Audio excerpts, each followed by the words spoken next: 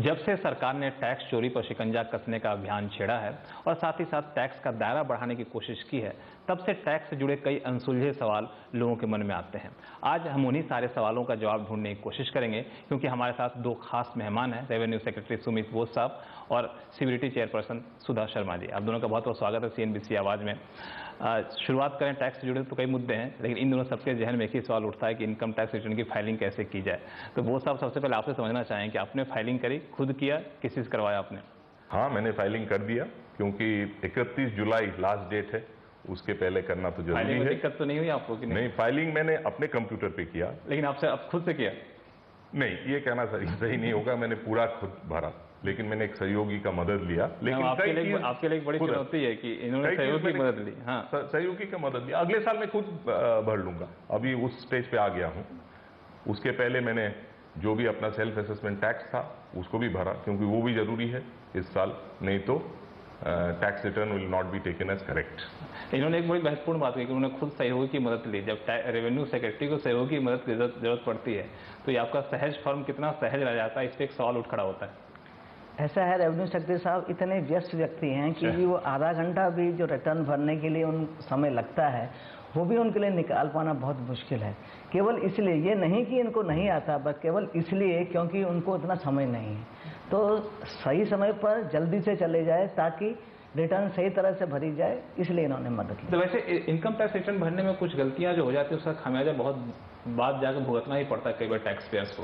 तो चूंकि बात चल पड़ी है, तो आपसे समझना चाहें कुछ ऐसी चीजें जो आमतौर पर रिटर्न फाइल करने में लोग भूल जाते हैं, गलतियां करते हैं, जिसका खासतौर से ख्याल रखना चाहिए। रिटर्न फाइल करने के समय में अब तो ई फाइलिंग के थ्रू अगर करते हैं तो इतना आसान है, क्योंकि जब तक आप पूरा भरेंगे नहीं वो आगे जाएगा ही नहीं।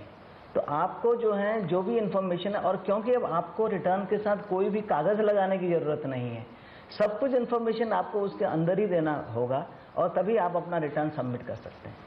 इसमें एक और चीज़ जो आती है कि वो महत्वपूर्ण बात है कि अगर एग्जेम्प्टेड इनकम आपका 5,000 से ज़्यादा है तो फॉर्म 1 भरे कि फॉर्म 2 भरे, ऐसी कई दुविधा अभी बनी हुई है। तो इसको कैसे क्लैरिफाई करेंगे, आपको क्या राय है इसमें? हमारे वेबसाइट में किस व्यक्ति को कौन सा रिटर्न फाइल करना है उसके बारे में सारी जानकारी है। तो जिनको कोई भी दुविधा हो इसके बारे में, वो incometaxindiaonline.gov.in ये हमारा, और वो आपको मालूम भी पड़ जाएगा, क्योंकि जब आप ई फाइलिंग का पोर्टल खोलते हैं वहाँ भी उनको बताया कि आप कहाँ वापस जाएं, वहीं पर बटन लगा हुआ है। तो उसमें सारी डिटेल्स दी गई हैं कि कौन सा फॉर्म किसके ऊपर लागू होता है। एक चीज़ जो इस बार आपने फाइलिंग में किया है कि 2 साल से उन लोगों को छूट दी गई थी रिटर्न फाइलिंग से जिनकी सालाना आमदनी 5 लाख या उससे कम है, लेकिन इस बार फिर से आप लोगों ने कहा कि नहीं, उनको भी रिटर्न फाइल करना होगा। इसमें 2 अहम सवाल उठते हैं कि आखिर इसकी जरूरत क्यों पड़ी, और महज रिटर्न फाइल की आखिरी तारीख से 1 हफ्ते पहले ये सफाई देना कितना सही है? कुछ वक्त और दिया जाता है इनको? देखिए, हर साल इसका अलग अलग नोटिफिकेशन जारी हुआ है, तभी इनका छूट माना जाएगा जब नोटिफिकेशन जारी हुआ। आप उसको दूसरे ये नहीं है कि विदाउट नोटिफिकेशन वैसे ही लागू होगा। तो जब नोटिफिकेशन इस साल जारी नहीं हुआ था तो यही माना जाएगा कि उनको फॉर्म भरने की आवश्यकता है। लेकिन फिर भी हमने ये अभी प्रेस रिलीज से क्लियर कर दिया। लेकिन जैसे अभी काफी देरी हुई क्लियर करने में, सफाई देने में। नहीं, अभी तो टाइम है, अभी 31 जुलाई तक है। ये सभी ऐसे व्यक्ति नहीं है जिन्होंने टैक्स नहीं दिया हो। देखिए, टैक्स दिया हो, they are salaried persons who have actually deducted the taxes, मतलब उनका TDS कट गया होगा, तो उनको कोई दिक्कत नहीं है और 31 तक आसानी से ये लोग कर लेंगे।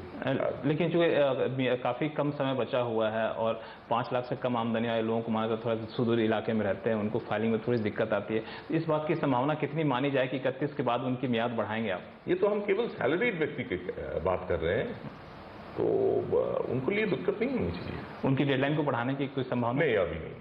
मैम, चलिए, उनकी डेडलाइन तो बढ़ाने से इनकार कर दिया उन्होंने, लेकिन अभी कुछ प्राकृतिक आपदा हुए हैं, खासतौर से उत्तराखंड जैसे इलाकों में, उन सब के लिए क्या आप अलग डेडलाइन रखेंगे कि 31 जुलाई ही अंतिम तारीख रहेगी? हमने इसके बारे में नोटिफिकेशन पहले ही निकाल दी है और उसके बारे में प्रेस नोट भी दे दिया है। उत्तराखंड में जहां ये आपदा विपत्ति है, उसके लिए हमने रिटर्न फाइल करने की डेट 31 अक्टूबर कर दी है। तो वैसे ही उनको एक्सटेंशन 31 जुलाई के बदले 31 अक्टूबर तक वो अपने रिटर्न फाइल कर सकते हैं। इनकम टैक्स से जुड़े हुए हमारे पास कई सारे सवाल भी आते हैं हमारे चैनल के दर्शकों की तरफ से। उनका एक सवाल ये है कि हम लोग इनकम टैक्स जो रूल है उसके मुताबिक हम लोग बार कोडेड रिटर्न फॉर्म जो है पेपर फॉर्म भरने का प्रोविजन है, इसको पेपर फॉर्म कैसे बार कोडेड भरा जाए, इसको लेकर भारी कंफ्यूजन, इस पर कुछ आप कहेंगे? ये पहले बार कोडेड उन्होंने लेके आए हुए थे, पर बाद में जो है ये नोटिफिकेशन लाए नहीं, क्योंकि हमने इस बीच में ई फाइलिंग का पोर्टल जो है वो काफ़ी अच्छा और आसान बना दिया है। और ई फाइलिंग में जो रिटर्न फाइल करते हैं उनके लिए बहुत सुविधाएं हैं। वो सारी की सारी कंप्यूटराइज वे से उनकी प्रोसेसिंग होती है और बहुत जल्दी अगर कोई रिफंड है वो भी आ जाता है। ई फाइलिंग में हमारी प्रोसेसिंग का टाइम केवल 42 या 46 दिन है अभी।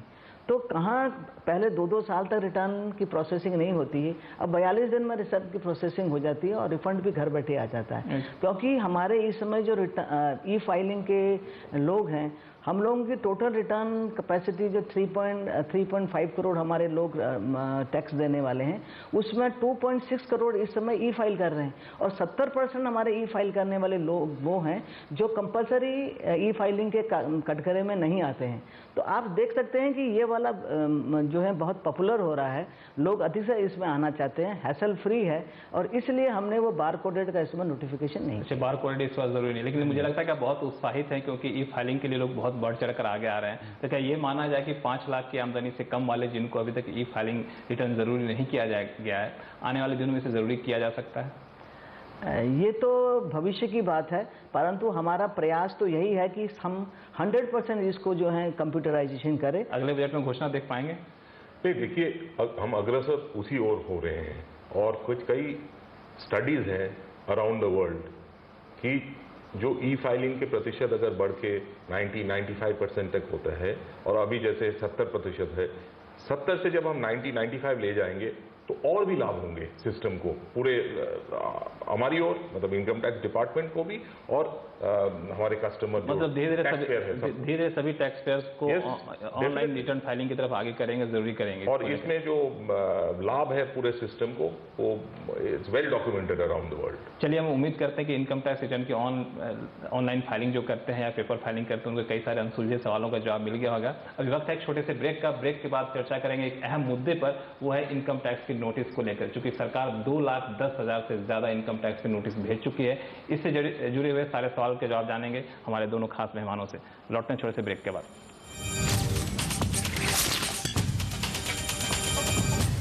एक बार फिर से स्वागत है हमारे इस खास कार्यक्रम में। हमारे साथ 2 मेहमान जुड़े हुए हैं, सुमित वो साहब रेवेन्यू सेक्रेटरी और सिविलिटी चेयरपर्सन सुधा शर्मा जी।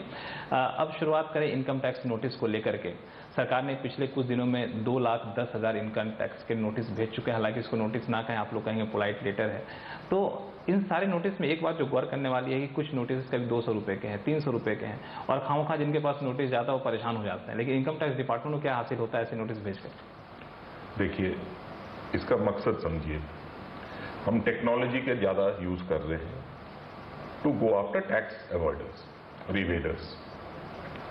हमारे टेक्नोलॉजी के माध्यम से ये जानकारी हमें प्राप्त हुई है कि 12 लाख के ऊपर, कुछ 12,50,000 के करीब ऐसे व्यक्ति हैं जिन्होंने अब कई फाइनेंशियल ट्रांजैक्शंस किए हैं।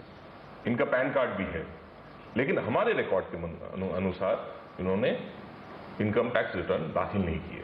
तो इनको हम कह रहे हैं, क्या आप बताएं, एक चिट्ठी भेज रहे हैं, आप बताइए कि आपने क्या इनकम टैक्स रिटर्न आपने भरे, तो उसका रिकॉर्ड दीजिए, कहाँ पे दाखिल किया हो। और उसके साथ ये लेटर के साथ एक एनेक्स में क्या क्या फाइनेंशियल ट्रांजैक्शन हैं वो लिख दें।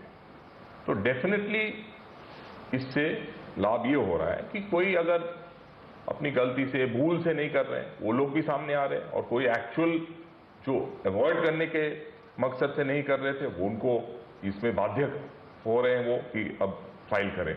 और इससे लाभ भी हुआ है, 1,30,000 रिटर्न्स भी आए हैं इस ड्राइव शुरू करने के बाद। नोटिस में मैम आपसे समझना चाहूँगा कौन कौन सी ऐसी कॉमन गलतियाँ आपने देखी जो हर लोगों ने किया, उसको थोड़ा शेयर करें ताकि आने वाले दिनों लोगों के पास ऐसे नोटिस ना जाए, लोग पहले सचेत हो जाएं।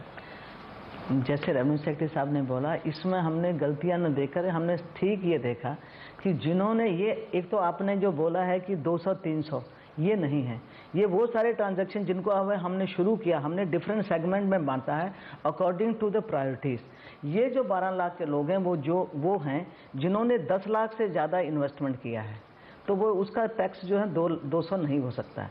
और उन लोगों को हमने ये बोला है कि हमारे को अनुसार आपके पास रिटर्न हमारे पास नहीं आई है, आप बताइए आपने इसकी रिटर्न फाइल करी है कि नहीं करी है। तो ये फाइनेंशियल ट्रांजैक्शन है जो दिए हैं, और हमने जब उस डाटा को एनालिसिस किया तो हमने ये पाया कि भी जो वापस आया कि जैसे रेवेन्यू सेक्रेटरी साहब ने बोला 1,30,000 एक्स्ट्रा रिटर्न हमको मिली हैं, उन लोगों ने फाइल किया, सेल्फ असेसमेंट दिया, एडवांस टैक्स दिया उन लोगों ने, और कोई हमको इसमें जो टैक्स आया लगभग 700 करोड़ का एक्स्ट्रा टैक्स हमको आया है। 700 करोड़ का एक्स्ट्रा टैक्स, 700 करोड़ का एक्स्ट्रा टैक्स आया है। तो ये 200-300 वाले कोई केस इसमें नहीं है, उनको हमने टच नहीं किया, हमने केवल बड़े एसएससीज को अभी टैक्स किया। और आपको ये जानकारी दे रहे हैं कि 12 लाख से लोग ऐसे हैं जिन्होंने इन्वेस्टमेंट 10 लाख से ज़्यादा की और हमको टैक्स नहीं दिया है। ये जो 12 लाख नोटिस जो आप बता रहे थे, 12 लाख लोग ऐसे हैं जिनको आपने फाइंड आउट किया है, उसमें से अभी 2 लाख करीब 10,000 भेजा हमने नोटिस, बाकी वो कब तक भेजना है, कुछ टारगेट रखा है कि करंट फिस्कल ईयर में भेज देना है? हाँ, करंट फिस्कल ईयर तो निश्चित, लेकिन अगले 2-3 महीने में ही हो जाएगा ये। अगले 2-3 महीने बाकी 10 लाख नोटिस भेज देंगे आप। या। तो उससे क्या उम्मीद करें कि इस टैक्स कलेक्शन में कितनी बढ़ोतरी हो जाएगी? ये तो बताना मुश्किल है, लेकिन 700 करोड़ से कुछ अधिक ही होगा। तो मतलब आने वाले दिनों में 10 लाख नोटिस मिलेगा लोगों को, इसके लिए सचेत हो जाना जी पहले से। जी हाँ। इसके अलावा एक चीज और महत्व, हाँ जी, इसको मैं फर्दर क्लियर करना चाहूँगी। अभी तक तो उनको लेटर्स मिल रहे थे, आगे अब उनको नोटिसेज मिलेंगे which will be actionable by the department, क्योंकि हम इस इंफॉर्मेशन को अब अपने फील्ड में भेज रहे हैं, और जब फील्ड वाले अपने उसमें देखेंगे कि इन्होंने रिटर्न फाइल नहीं करी है तो वहाँ से ऑफिशियल नोटिस जाएगा और उसमें फिर कार्रवाई होगी। तो इसलिए हमारा अनुरोध जनता से ये है कि जिन लोगों ने इन्वेस्टमेंट करी है वो ईमानदारी से जितना टैक्स बनता है उतना टैक्स जमा करा दें, अन्यथा बाद में उनको मुसीबत हो सकती है। और डिपार्टमेंट के ऑफिशियल नोटिस जो हैं, जो लीगल नोटिस हैं, वो लीगल नोटिस अब आएंगे। मतलब एक तरह से कहें तो आपके लिए एक मौका है कि आप जो गलतियां की सुधार लीजिए, टैक्स बचाया है जानबूझ के टैक्स दे दीजिए, वरना फिर आगे चले कानूनी कार्रवाई झेलने के लिए तैयार रहिए आप। जी। अच्छा, एक चीज और बड़ी आश्चर्य की बात थी कि पिछले दिनों सीबीडीटी और सीबीएसई ऑफिशियल के साथ वित्त मंत्री ने, आप लोगों ने बैठक करी। बैठक के बाद जो बातें हम लोगों को बताई, उसके मुताबिक सारे चीफ कमिश्नर को कहा गया है कि अपने जोन के जो टॉप 100 टैक्स पेयर्स हैं उन पे फोकस करिए, उनके टैक्स पे ध्यान दीजिए, उन पे टैक्स वसूली पे ध्यान दीजिए। यहाँ पे सवाल ये उठता है, कई टैक्स पेयर्स ने पूछा भी कि जो लोग पहले से टैक्स दे रहे हैं, टॉप टैक्स पेयर्स हैं, उनके पीछे क्यों आप इनकम टैक्स अधिकारी को भेज रहे हैं? आप तो उनको पीछे भेजिए जो टैक्स ना दे रहे हैं। नहीं, आप ये क्यों सोच रहे हैं कि हम उनके पीछे पड़े हुए हैं? नहीं, ऐसा नहीं है। इसको आप देखिए, ये हमारे टॉप कस्टमर्स हैं। हर ऑफिसर का जो 100 टॉप एसएससीज हैं, एक माने से उनके टॉप 100 कस्टमर्स हैं। उन कस्टमर्स से संपर्क बनाए रखना बहुत आवश्यक है। ये आवश्यक इसलिए है कि ये कस्टमर्स की जो नीड्स है, इन कस्टमर्स के भी जो नीड्स है, उसको भी हम फैसिलिटेट करें, उनसे संपर्क बनाए रखें। और हमारी, लेकिन ऐसे में तो वो लोग आपके नजर से बच जाएंगे जो टैक्स नहीं देते हैं, तो वो लोग हैं जो आपके कस्टमर टैक्स देते हैं। इसका मतलब नहीं हम दूसरे, अभी तक हम लोग क्या बातचीत कर रहे थे कि 12 लाख तो हमारे कस्टमर्स में नहीं है ना। इसमें इसको केवल इस दृष्टिकोण से मत देखिए कि हम उसके पीछे पड़े हुए हैं। नहीं, that is not the idea. Idea है कभी फोन उठा के उनसे बात करें हमारे अधिकारी की, आपके ठीक चल रहा है, आप हाँ टैक्स के बारे में भी पूछेंगे, टैक्स मतलब वो देखेंगे कि टैक्स फाइल हुआ है नहीं हुआ है, अगर कम हुआ है क्या, is that business suffering from something, do we also have to take note of that as the finance ministry that they have some problems. तो ये माना जाए जो कुछ प्रॉब्लम में है, कुछ मुश्किल में है, टैक्स चुकाने की हालत में नहीं है, तो उनको थोड़ी बहुत रियायत भी दे दिया है, तो कि माहौल अभी अच्छा नहीं है।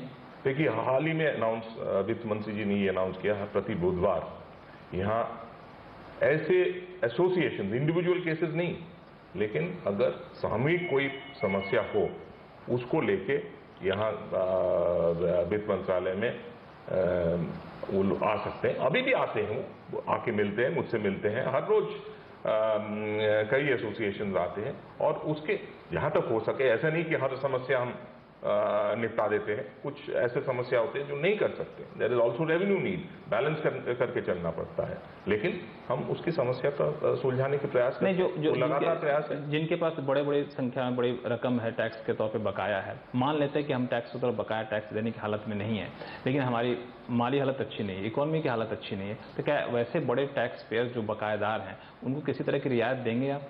नहीं, ये तो आप इंडिविजुअल केसेस पे चले गए। इंडिविजुअल केसेस तो under the income tax act जैसे डील होते हैं। मैं इंडिविजुअल केसेस की बात नहीं कर रहा हूं। वो तो हाँ, वहां आपका 100 टॉप एसएससीज में वो जो मिलेंगे वो they will have to take it as per the income tax act. चलिए, मतलब यहाँ पे 100 टॉप एसएससीज का मतलब ये नहीं कि सिर्फ उनके पीछे पड़ रहे हैं, बल्कि उनको एक फैसिलिटेट करा रहे हैं कि अच्छे से आप टैक्स चुका दीजिए, और जो नहीं चुका तो उनके ऊपर भी नजर आपकी बनी हुई रहेगी। वक्त एक छोटे से ब्रेक का, ब्रेक के बाद चर्चा करेंगे सर्विस टैक्स और एक्साइज ड्यूटी को लेकर काफी ज्यादा जो कंफ्यूजन फैला हुआ उसको कैसे दूर करने की कोशिश में जुटा हुआ है वित्त मंत्रालय। लौटेंगे छोटे से ब्रेक के बाद। एक बार फिर से आपका स्वागत है हमारे इस खास कार्यक्रम में। हमारे दोनों मेहमान बने हुए हैं। बहुत साहब, आपसे समझना चाहूंगा कि कुछ चीजें हैं जिसको लेके भारी कंफ्यूजन फैला हुआ है, खासतौर से सर्विस टैक्स, क्योंकि सर्विस टैक्स की निगेटिव लिस्ट आने के बाद बहुत बड़े पैमाने पर बदलाव हुआ है। तो यहाँ पे कई बार मामला उठता है कि सर्विस टैक्स के दायरे में क्या चीजें आती हैं, क्या चीजें नहीं आती हैं। इसको लेके हमेशा आपके पास आते रहते हैं सवाल, जैसे एक मामला उठा कि टेक अवे होम आते हैं कि नहीं आते हैं। ऐसे सारे सवालों पे क्या आप लोग कोई क्लैरिफिकेशन इशू करने वाले हैं? कोई ऐसा विंडो बनाएंगे जहां पे ऐसी दिक्कतें हैं तो आप आके समझिए, सुलझिए। देखिए, नेगेटिव लिस्ट का मतलब ये है कि और हम इसमें पॉजिटिव लिस्ट जारी नहीं करेंगे। Those which are not in the negative list they are subject to service tax. हाँ, ये जरूर है, ये रिलेटिवली नए हैं ये चीज, तो लोगों की मानसिकता ये बनने में कुछ समय लग रहा है कि इसमें सर्विस टैक्स दे है और उनको देना पड़ेगा। जैसे कल शाम मैं एक डिनर में था जिसमें मेरे एक दोस्त ने पूछा, किसी क्लब में टेनिस कोर्ट बुक करने में उसके बुकिंग के एक फीस लगता है, उसमें सर्विस टैक्स लगेगा या नहीं लगेगा। अब जहां पेमेंट के सवाल है, जहां सर्विसेज के पेमेंट का सवाल है, वहां टैक्स लगेगा। तो इस प्रकार इसको ये जरूर है कि हमारा कैंपेन टू एजुकेट वो सीबीएसई लगातार चला रहे हैं, और कोई भी समस्या है तो हम दूर करेंगे। एक दूसरा सवाल है सर्विस टैक्स को लेकर, जो बहुत बड़ी मुहिम थी और बहुत अच्छा कदम माना भी जा रहा था सर्विस टैक्स, जिसको बजट में सरकार ने अनाउंस किया था, वॉलंटरी डिस्क्लोजर स्कीम। लेकिन उसके अनाउंस करने के बाद लागू किया, लेकिन अभी तक बहुत ज्यादा उसका फायदा मिलता दिख नहीं रहा। मुश्किल से 100 करोड़ रुपए की आमदनी हुई है उस सर्विस टैक्स की स्कीम के तहत। आपको क्या लगता है दिक्कत कहाँ आ रही है, कैसे उसको सुधारेंगे? देखिए, ये स्कीम कब लागू हुआ है? 10 मई से। इसमें कब देना है, फर्स्ट इंस्टॉलमेंट कब तक देना है, या डिस्क्लोजर कब तक करना है? दिसंबर तक, काफी समय है, तो लोग अपना टाइम भी ले रहे हैं। इस बीच हम लोग ने सीबीएसई चेयरपर्सन मेंबर्स के साथ, मैंने यहां भी बैठक किया, ट्रेड एसोसिएशंस के साथ। हमारे अधिकारी जो फील्ड में हैं वो भी कर रहे हैं। हमारे मेंबर्स जो जोनल मेंबर्स हैं वो अपने अपने जोन में जाके बैठक कर रहे हैं, ताकि क्या क्या समस्या आ सकती है वो सामने आए। और अगले हफ्ते हम कुछ फ्रीक्वेंटली आस्क्ड क्वेश्चंस, जो एफएक्यूज है या इन सब चर्चाओं में जो समस्या सामने आ रही है उसका उत्तर भी देंगे। इस स्कीम में एक जो बात निकल कर आती है, कई लोगों से हमने बात की, उनका कहना है कि इस स्कीम में एक बार अगर डिस्क्लोज कर दिया हमने अपनी टैक्स चोरी, तो अगली बार से तो डिपार्टमेंट की नजर में आ जाएंगे, तो मुझे छोड़ेंगे नहीं। इससे अच्छा कि जब तक बचे रहो। आप क्यों मानते हैं कि सब लोग चोरी करने में लगे हुए हैं? क्योंकि जो आपके पास डिस्क्लोज किया उनमें अधिकांश लोग ऐसे हैं किया है, कई कारण हो सकते हैं, तो लोग सामने आएंगे और अपना उनकी कुछ दिक्कतें हैं, वो जैसे मैंने कहा अगले हफ्ते तक हमारे क्लैरिफिकेशन वो दूर कर देंगे और सामने आएंगे। इससे अलग हटके हम पूछना चाहेंगे कि गोल्ड को लेकर के हर किसी के जहन में ये सवाल उठता है, गोल्ड इंपोर्ट पे सरकार लगातार शिकंजा कसता जा रही है, लेकिन अगर हम महीने दर महीने देखें तो गोल्ड इंपोर्ट में कमी आई है, लेकिन पिछले साल के मुकाबले जो गोल्ड के इंपोर्ट में अभी कमी नहीं देखने को मिली है। इंपोर्ट का ग्रोथ थोड़ा सा कम जरूर हुआ है। आरबीआई ने कई सारे कदम लिए हैं, लेकिन वित्त मंत्रालय के स्तर पर आपको लगता है और कुछ कदम उठाने की जरूरत है? नहीं, अभी हाल ही में जो आरबीआई के इंस्ट्रक्शन जारी हुए हैं जो एक्सपोर्ट के लिए, वो एक्सपोर्ट के लिए भी बेनिफिशियल हैं, उसको लागू किया जा रहा है और उससे फायदा होगा ये गोल्ड इंपोर्ट्स का माने में, और इसमें सभी की नजर है। तो if we require some more measures those will be taken. Direct tax code, tax reform का एक बहुत बड़ा अभियान था, उसको लेकर सरकार ने कहा भी कि मानसून सत्र में हम उसको लाएंगे, लेकिन अभी तक कैबिनेट नोट नहीं गया। कब तक उम्मीद करें कैबिनेट नोट आप भेज देंगे? मंजूरी की बात छोड़ दीजिए, आप कब तक भेजेंगे? हफ्ते 2 हफ्ते? क्योंकि 5 अगस्त से आपका शुरू होने जा रहा है संसद सत्र। लेकिन अभी सीबीडीटी के सभी अधिकारी उसमें लगे हुए हैं, फाइनल स्टेजेस पे है और निश्चित तारीख आपको बताना संभव नहीं है, लेकिन हम वित्त मंत्री जी ने ये बिल्कुल स्पष्ट कर दिया है कि मानसून सेशन में ये बिल हम लाएंगे। कैबिनेट नोट कब तक? अगले हफ्ते 10 दिन चले जाएगा। उसके पहले कैबिनेट मंजूरी तो आवश्यक है कोई बिल लाने के लिए। अच्छा, एक चीज मैम समझना चाहूंगा, चूंकि इनकम टैक्स एक्ट के तर्ज पे इनकम टैक्स रूल भी एक 1962, जब हम इसकी जगह डीटीसी लाने जा रहे हैं तो क्या डीटीसी के पैरेलल हम लोग कोई डीटीसी रूल भी बनाएंगे? वो तो अवश्यंभावी है, परंतु जो भी रूल बनते हैं उनको सबऑर्डिनेशन रूल्स बोलते हैं, और वो सबऑर्डिनेशन रूल जो हैं जब एक्ट आ जाता है उसके 6 महीने के बीच में हमको बनाना होता है। 6 महीने के बीच में। तो जो मान लीजिए संसद के इस सत्र में अगर डीटीसी बिल को मंजूरी मिल जाती है, मान के चले, तो उसके 6 महीने के भीतर आप बना देंगे। तो इसका मतलब 1 अक्टूबर 2014 से अगर हम चाहें डीटीसी लागू करना तो बगैर रूल के तो लागू होगा नहीं, तो 1 अप्रैल 2014 से डीटीसी लागू करने की संभावना कम है। डीटीसी कब लागू होगा ये तो एक्ट में ही मालूम पड़ेगा, और उसके जहाँ तक रूल का सवाल है वो हमारा एक्ट पास करने से मतलब है, और हम किस डेट से होगा वो तो उसमें लिखा हुआ होता है, वो जरूरी नहीं कि इमीडिएटली हो जाए, परंतु बनने के 6 महीने के बीच में हम उसके रूल दे देंगे। एक आखिरी सवाल बहुत सा आपसे लेना चाहूँ कि टैक्स कलेक्शन बढ़ाना सरकार के लिए सबसे बड़ी प्राथमिकता है, चाहे फिस्कल डेफिसिट का मामला हो, टैक्स के दायरे बढ़ाने का मामला हो। अब तक कई सारे आपने कदम उठाए भी, टैक्स नोटिस भेजना और 50 और भी कदम है। अब आपका अगला मिशन क्या होगा टैक्स के मोर्चे पे? देखिए, हमारा एक ही मिशन है कि टैक्स कलेक्शन एक निष्पक्ष रूप से, जस्ट और फेयर रूप से किया जाए। It should appear to be fair and just. उसमें किसी को तंग ना किया जाए, लेकिन जो टैक्स नहीं दे रहे हैं उनसे अपेक्षा है कि वो अपना टैक्स दे। टैक्स बेस वाइडन कर रहे हैं, इसी है कि it should be a fair and just tax. इसके लिए कोई और स्टेप्स आप उठाने जा रहे हैं कि जितना उठा दिए उतना काफी है? उसी का ये तो लगातार एक प्रोसेस है, और उसके तहत दोनों बोर्ड, सीबीडीटी के चेयरपर्सन तो यही हैं, सीबीसी के चेयरपर्सन आज यहाँ नहीं है, लेकिन हम मिलके एक एज अ टीम काम करते हैं, और जो भी जरूरत कदम होगा उठाएंगे उसमें। वो तो उठाएं। चलिए, बहुत बहुत शुक्रिया आप दोनों का हमसे बात करने के। Thank you so much. धन्यवाद।